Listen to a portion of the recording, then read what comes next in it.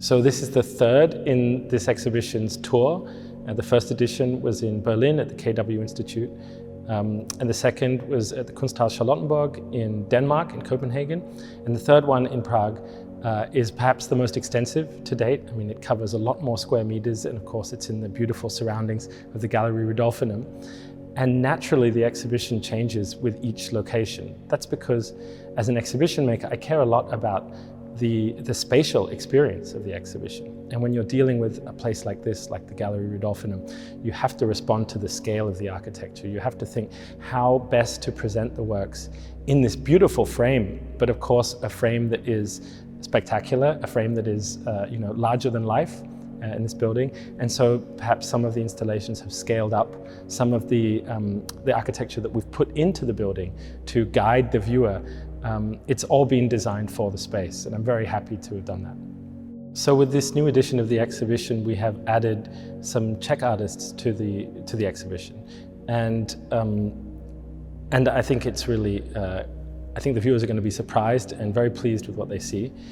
As a matter of fact, one of the first pieces you see in the exhibition is a video created by three artists. They are František Fekete, Daniel Burda, and Agnieszka Horova. And this is a video they made while they were still students. And I came across it through a colleague who had been involved with the Academy in a certain way, and he showed it to me. And it was actually really inspirational for my writing of the book. And early on, while the book was still in draft, I presented a kind of performance lecture, and I started with this video playing behind me.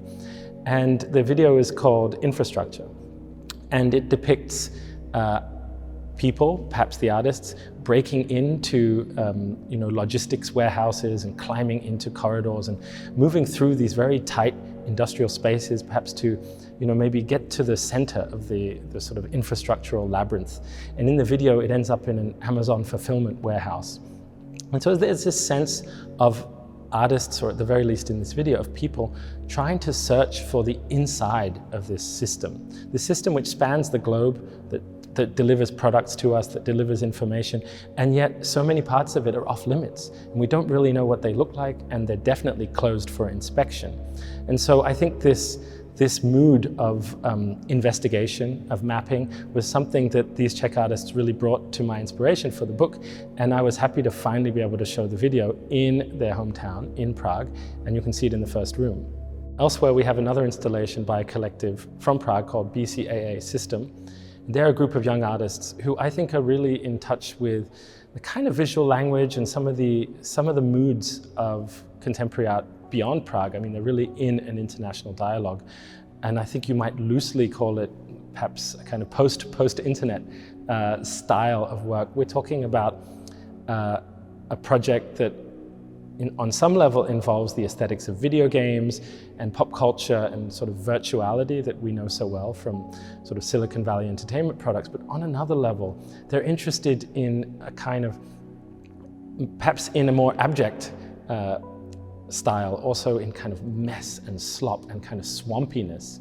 And I think that this idea that things aren't so clean, things aren't so rational, that engaging with these technologies, imaginatively, doesn't deliver you to a plane of, I don't know, let's say, clear vision. You just get deeper and deeper into the rabbit hole, and perhaps things are a little bit more messy than we like to think.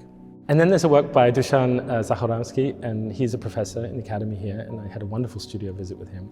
And he showed me a work that was, it's a few years old now, but I thought it's a very interesting combination of absolutely tactile, physical work. I mean, it's made of paper, it involves pen and ink, but it's looking at digital numbers and all the sequences of numbers that you can create through one digital interface.